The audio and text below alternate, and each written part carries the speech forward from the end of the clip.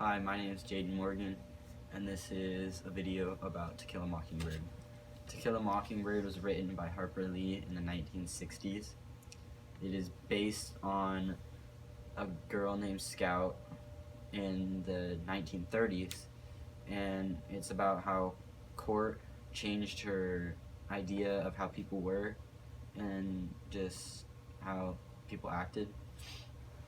And another thing about that happened in the book was that there was a man named Boo Radley who did some things to his father, and then he got locked away in his house for the rest of his life, and the kids think he's some sort of monster or something like that.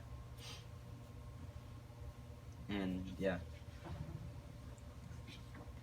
the characters in the book are Scout, she's the main character, and then there's Boo Radley. He is the monster, but he's not really a monster, he's just a man. And then the father is Atticus Finch, and he's also the lawyer for the Tom Robinson case, which is the court case in the book. And then there is Scout's older brother, Jem, who is makes her kind of a tomboy and helps her, like, makes her like just like sort of like a tomboy, and makes her act like a guy when she's really supposed to act like a lady.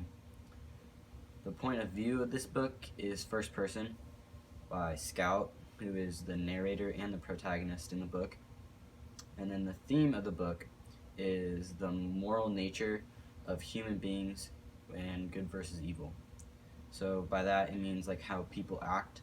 Like as a young kid, you think everybody's good in the world and there's nothing wrong, but there is a lot of evil out there.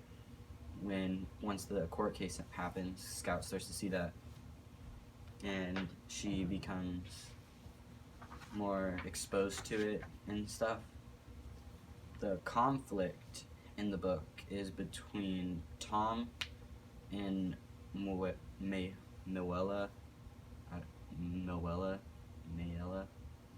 Yeah, and she